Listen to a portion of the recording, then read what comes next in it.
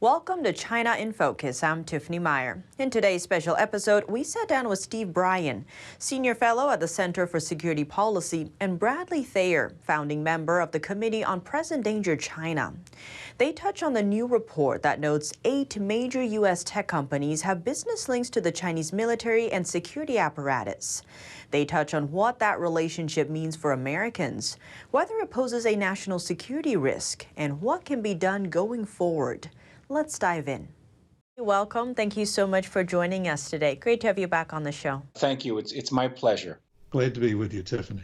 So there's a new report out by the victims of communism called the Corporate Complicity Score, and it touches on 8 major companies in the U.S. So there's Apple, Amazon, Dell, Facebook, GE, Google, Intel, and Microsoft, and it kind of grades them on how complicit they are in China in regards to human rights, but also how tied in they are to China's military. So to begin with, what's your biggest takeaway from this report? My biggest takeaway first is that these companies shouldn't be in China at all, and they should have nothing to do with supporting in any way, directly or indirectly, the People's Liberation Army or the Chinese regime security services or the Communist Party of China itself. And it is saddening and alarming that we have so many of our major corporations, and it's certainly not just U.S. corporations. Of course, the report did indeed do an excellent job in focusing on U.S. corporations, but it's lamentable that so many corporations are assisting the Chinese regime through their activities there. Well, the report, I read through the report very carefully. It's an interesting report, and it's unique because it tries to rate how deeply complicit these companies are, not only human rights, but whether they're helping China carry out its surveillance activities or whether they're involved in the Chinese defense industry, because some of them are.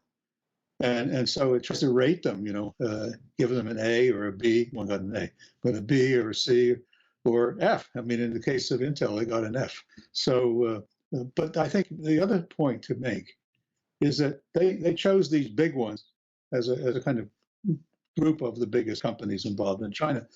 There are a lot more companies than that involved in China doing similar things. So it's not just these 8, but it's many more. And so, for example, GE is a huge name in the U.S., works for the Pentagon, but is also working with AVIC, which is one of China's largest aerospace and defense companies. And so, what kind of concerns does it raise in the U.S. in terms of national security that there is this partnership with China?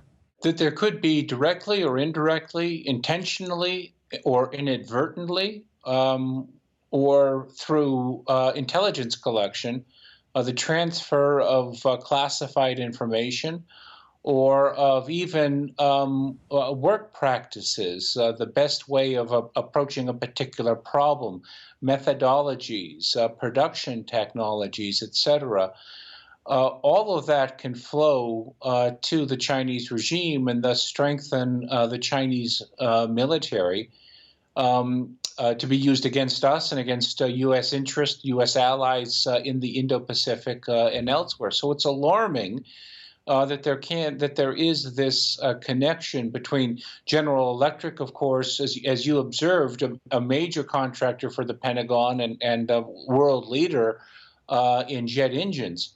The idea that they're cooperating with the Chinese and sharing technology is absolutely alarming, and it's time that this type of activity ceased. It's past time that this activity ceased in actuality.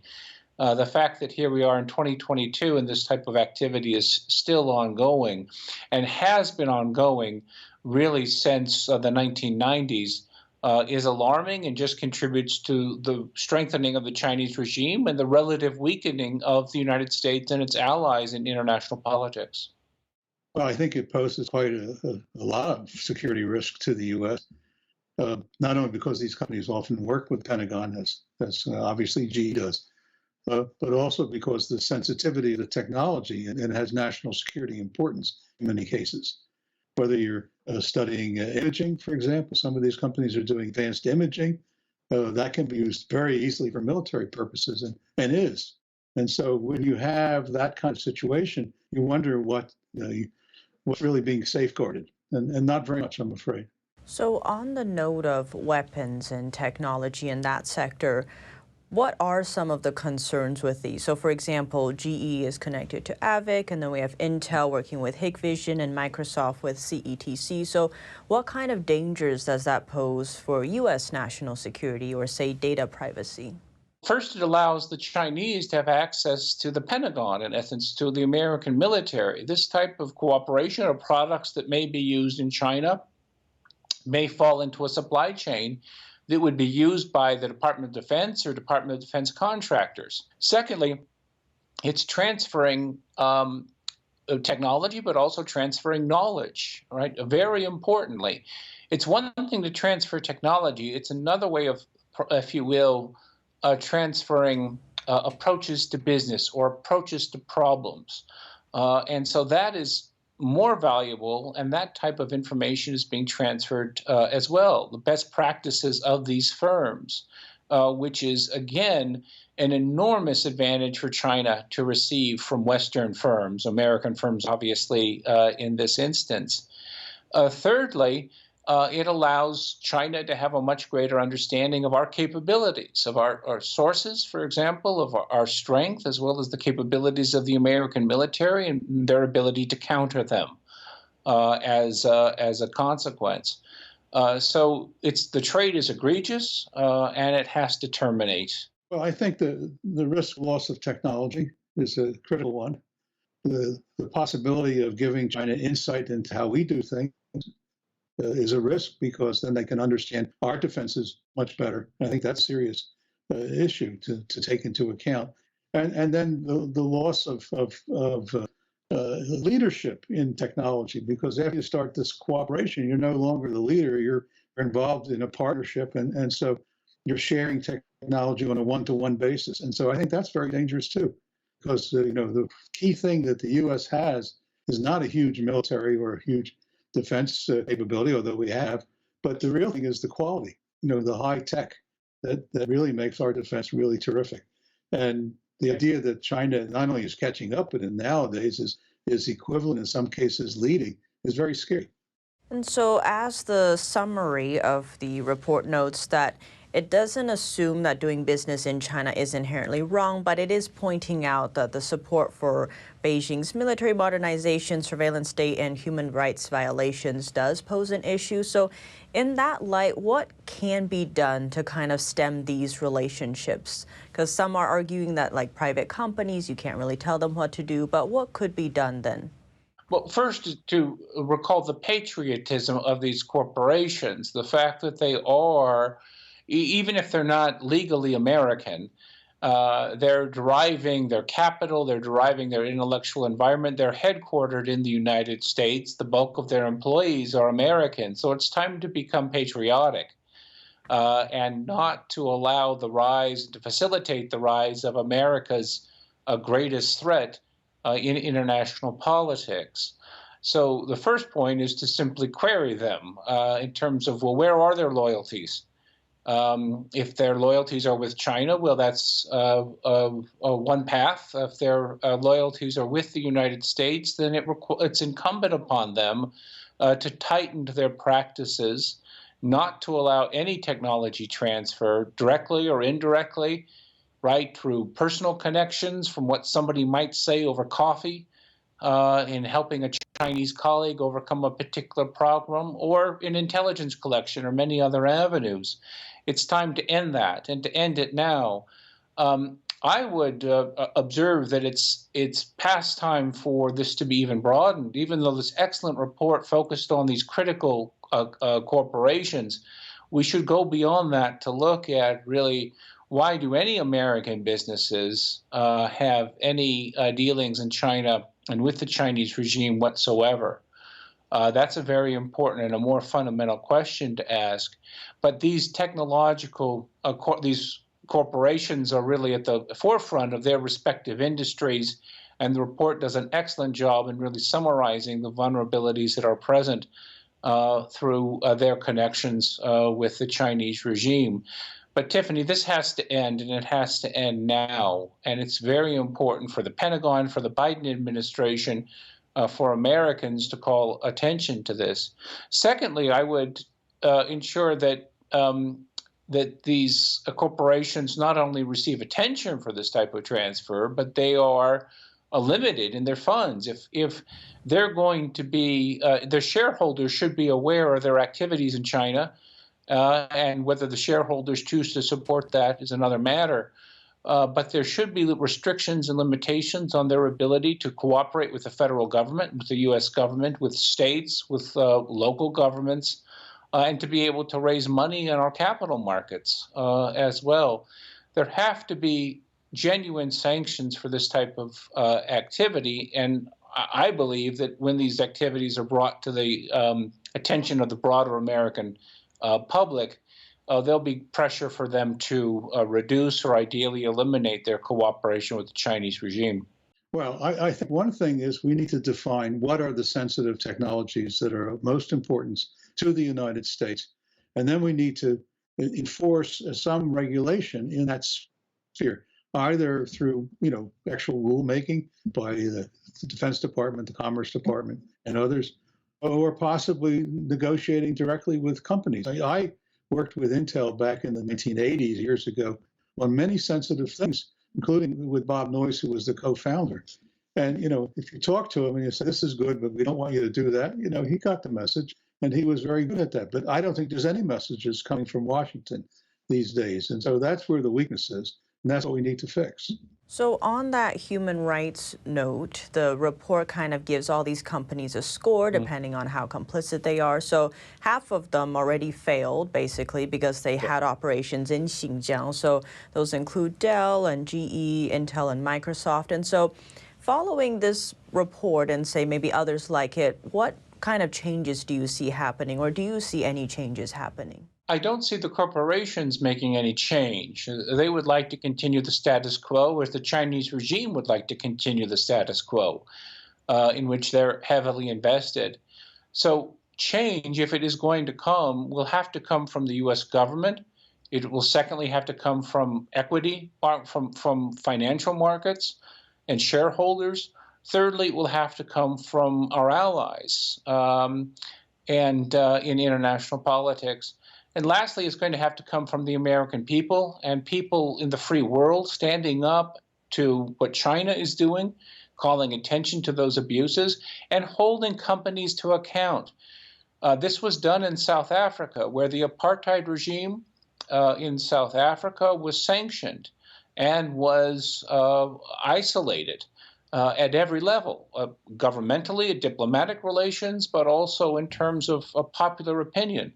And approaches to South Africa. Corporations were not allowed to operate in South Africa. They had to operate under certain rules called the Sullivan Rules in U.S. firms.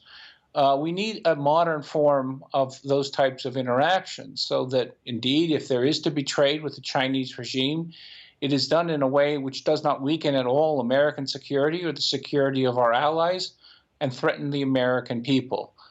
So that has to be first and foremost the guiding principle of the American government and of American corporations, so that they do not generate competitors, but far more significantly, they do not forge the weapons that will be used against the American people and our allies in the years to come, and perhaps not distant future at all. This could happen much sooner than might be anticipated. I'm not very optimistic right now, because I don't see any signs of interest from the current administration to curtail, let's say, commerce with China or even the high-tech part.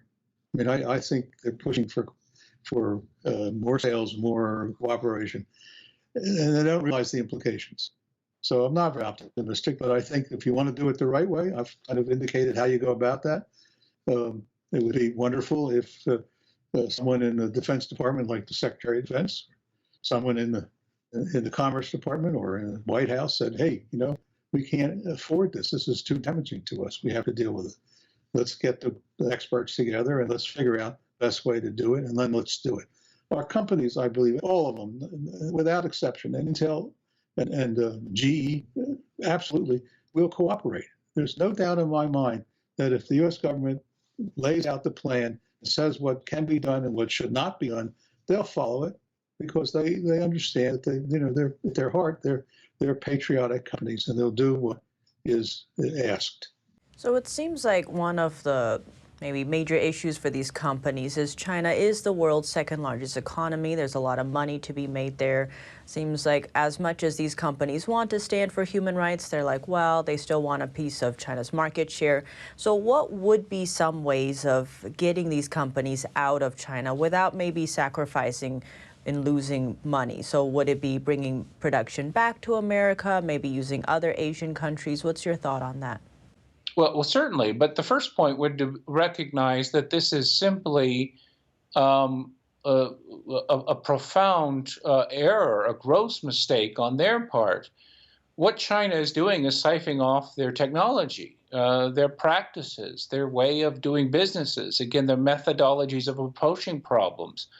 And this is not new. We have seen this time and again with U.S. firms, Western firms, Japanese firms. The Chinese will come in.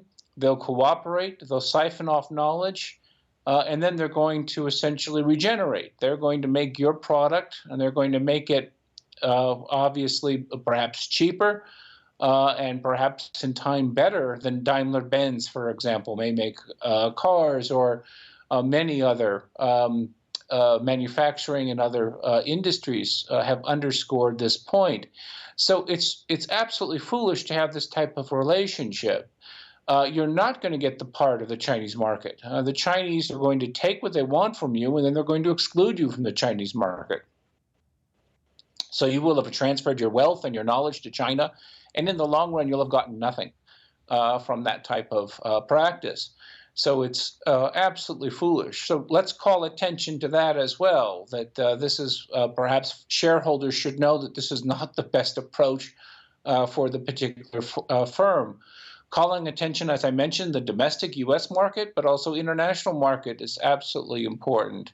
It's also, thirdly, to call attention to the fact that China's gross human rights abuses and the oppression of Uyghur and other Muslims in Xinjiang, Tibetans in Tibet and elsewhere underscores the fact that these corporations, by directly and indirectly supporting the Chinese regime, are supporting genocide and gross human rights abuses. And they will not want the name of their companies, the good name of their corporations, tied to that. But that has to be known for anyone who's operating within that market. And then fundamentally, to stress the point that by helping the competitor of the United States become militarily more powerful, and more effective, and thus relatively weaken the United States and its allies in the Indo-Pacific and elsewhere, is a profound and offensive measure to take for these corporations. Because here what we are seeing is that they are weakening American power and they are threatening the security of all Americans and America's allies in international politics. So again, to stress, this has to end. It has to end now. It should have never started in the first place, but definitely it is past time to end it. Well, it's very difficult because it's true that China is a big market. You can't take that away. With 1 billion plus people, there's a lot of consumers there, and it's going to be very tempting for every company, any company, small or large, who's looking to expand its business. It's going to be interested in selling in China. The trick is that it's fine. I mean, I have no objection to that. Although, I don't like to see jobs leave the U.S. I think that we've been very cavalier about that. We've let a lot of manufacturing that used to be here go off to Asia and especially to China, which has cost us jobs and it's cost us leadership in some of these fields. But I think our focus would be on national security and on human rights. How do I tell a company you can't sell to China because China violates human rights? I think you need legislation that says, you can't operate in the Uyghur area because they're using repression there, right? Or you can't operate in the area, any area that involves surveillance because that's used for repression. I think we need legislation like that that just tells our companies these are the ground rules, and I think they'll follow it. But I mean, we have to have it. We don't have it right now. We don't have any laws like that. So we have the Olympics going on. Well, you know what's happening there. The administration says, "Oh, we won't officially go there," but it's on every American television.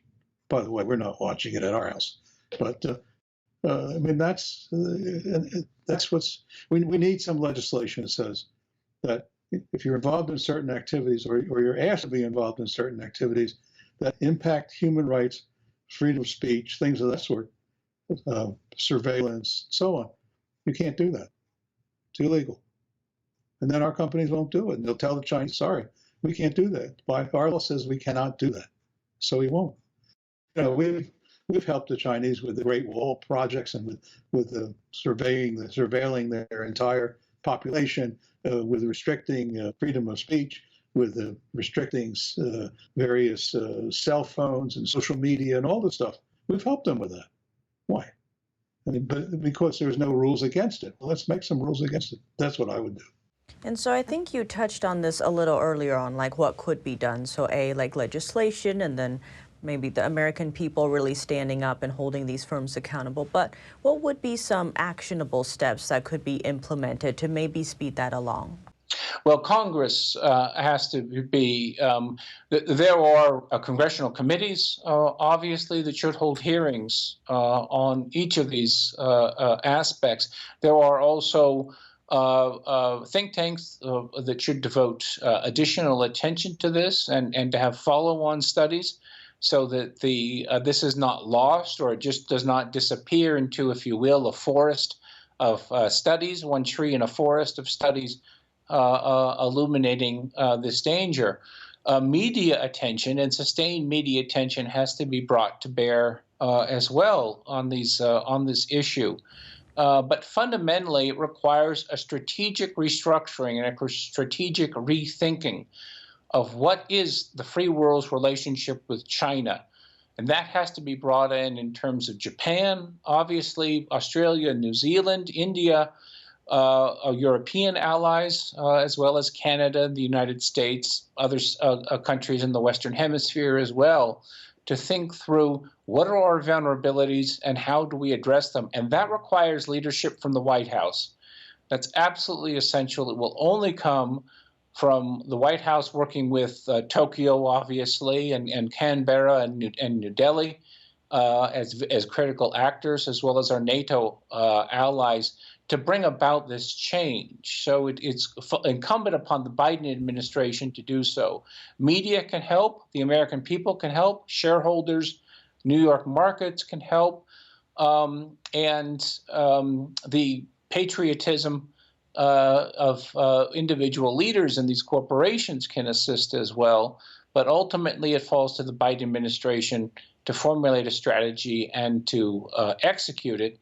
And sadly, we have seen the reverse with the Biden administration, the reverse of Trump policies towards more accommodation, certainly in the realm of trade in this area. And that just allows more time for the Chinese regime to siphon off this knowledge, practices, and technology to aid their efforts. Well, you know, right now the U.S. is not really doing much of anything to stop U.S. companies from doing whatever they want to do. They go over to China, they sign deals, they set up businesses, they share technology, and there's no supervision of it, and there's no way of checking it actually other than through public records. But beyond the public records, we don't know what's going on. And I think, you know, the lack of leadership in Washington, which I think traces to the fact that they don't want to deal with challenging China in any particular way these days, I think it's a mistake because I think we're losing our leverage. And our companies don't really know what is expected of them because no one's told them. Government hasn't told them. No one's told them. So they do whatever they do, mostly to make money and to get markets. And that's normal. But I think that basically export controls and controls on intellectual property and things of that sort really need to take a much greater role in regulating what's going on between the U.S. and China in terms of technology transfer. Thank you so much for joining us today. Great to have you on the show. Thank you. My pleasure, Tiffany. Nice to speak to you. Take care. And for those just tuning in, that was today's special episode with Steve Bryen, Senior Fellow at the Center for Security Policy, and Bradley Thayer, founding member of the Committee on Present Danger China. Thanks for watching, and see you next time.